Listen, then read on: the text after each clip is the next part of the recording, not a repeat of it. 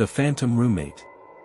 In the fall of 1998, a freshman named Sarah arrived at Newberry College, eager to start her new life.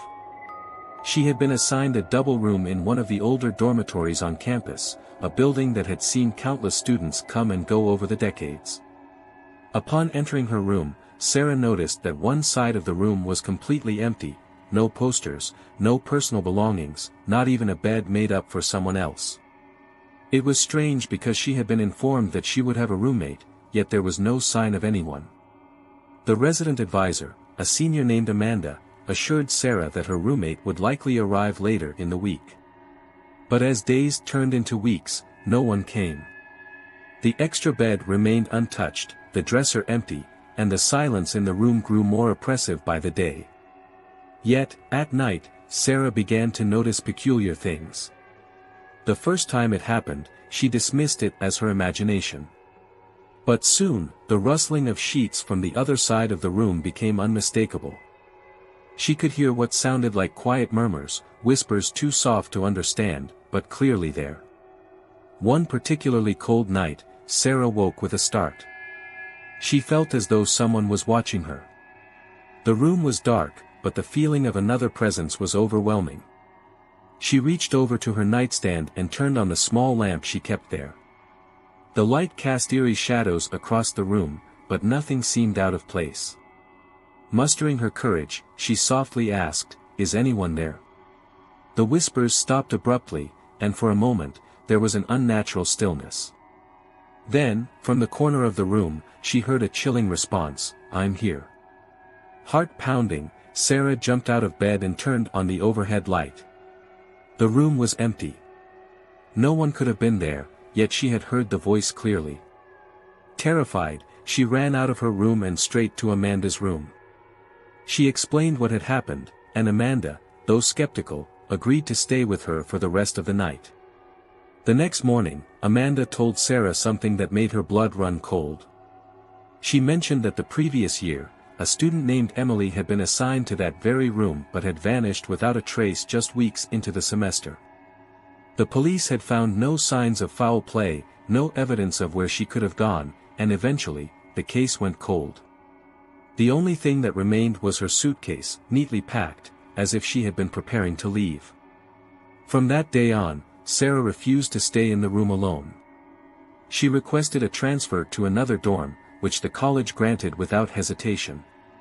The room was sealed off and has remained empty since, with only the faint echoes of Sarah's phantom roommate left to haunt its walls. The blood-stained walls. In the fall of 2003, a group of students at a small New England college were thrilled to be assigned to an off-campus dormitory, a stately old building with high ceilings, grand staircases, and a history as long as the college itself. The dorm, once a hospital in the late 1800s, had been converted into student housing in the 1950s. Its rich history made it both a coveted and slightly eerie place to live. Among the students moving in was Mark, a junior majoring in history. He was excited to live in such a historic building, even if the building's past was a bit dark. The room he was assigned to was on the third floor, a spacious corner room with large windows and plenty of natural light. But on his first night in the room, Mark noticed something strange, a dark stain on the wall near his bed. It was a deep, rusty red, almost like dried blood. Mark tried to scrub the stain off, but no matter how hard he worked, it wouldn't budge. In fact, over the next few days, the stain seemed to grow darker and more prominent. It was unsettling, but Mark shrugged it off, attributing it to the age of the building.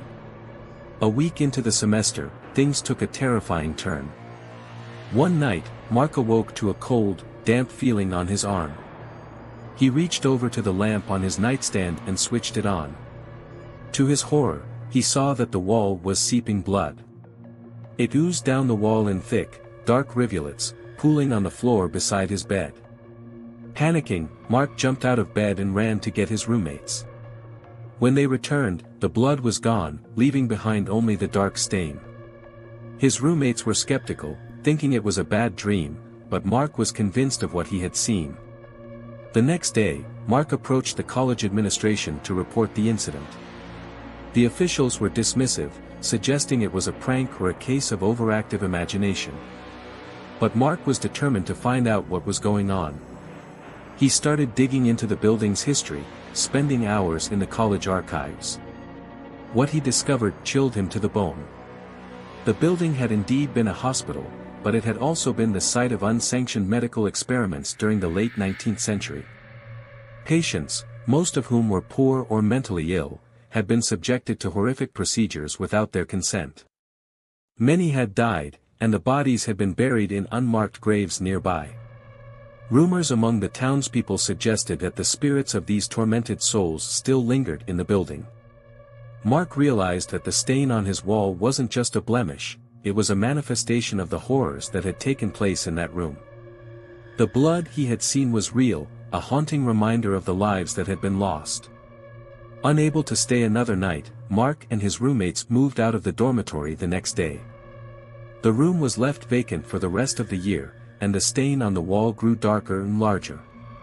To this day, the room remains locked, and students steer clear of that wing of the building, unwilling to risk encountering whatever malevolent force lingers there. The haunting of room 312. In the mid-1980s, a young man named Jake arrived at Clearwater University for his sophomore year. He had been assigned to room 312 in one of the older dorms on campus, a building with a reputation for strange occurrences. The previous occupants of the room had all left under mysterious circumstances, citing unexplainable events that drove them to request transfers. Jake, however, was skeptical of ghost stories and had no problem taking the room. He figured the stories were just that, stories.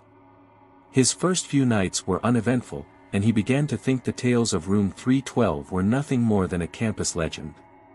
But soon, things began to change. Every night, without fail, Jake would wake up to the sound of someone knocking on his door. It was a soft, persistent knock, always at exactly 3:12 a.m. Each time he opened the door, he found nothing but an empty hallway. Frustrated and slightly unnerved, Jake assumed it was a prank by some of the other students. Determined to catch the prankster in the act, Jake decided to stay up late one night. He sat by the door with a baseball bat, ready to confront whoever was behind the knocking. As the clock struck 3:12, the knocking began. Jake immediately swung the door open, but once again, no one was there. The hallway was completely silent. Then, Jake heard a noise from behind him, a soft, rhythmic thumping. He turned around to see the closet door trembling as if something inside was trying to get out. His heart raced as he approached the closet, his hands shaking as he reached for the handle. When he finally mustered the courage to open the door, he found it empty, except for a single piece of paper on the floor. The paper was old and yellowed, with the word "help" scrawled across it in what looked like dried blood. Jake stumbled back in terror, dropping the paper as he did so. The room grew colder, and he felt an overwhelming sense of dread, as if something malevolent was watching him. Jake couldn't stay in the room any longer. He grabbed a few belongings and bolted out the door, not stopping until he reached the campus security office. He told them everything, but they were dismissive, chalking it up to stress or an overactive imagination. But Jake knew what he had seen and heard. He later learned from a fellow student that room 312 had been the site of a tragic incident years before. A student had taken their own life after enduring relentless bullying. Ever since, every occupant of that room had reported the same eerie events, the knocking, the trembling closet, and the mysterious notes. No one had stayed longer than a few weeks before demanding to be moved. Jake never returned to room 312. The room was sealed off, and the college began quietly assigning it as a storage space, never telling new students about its dark history. But the story of room 312 continues to circulate among the students, passed down from one class to the next, a chilling reminder of the ghost that may still linger there.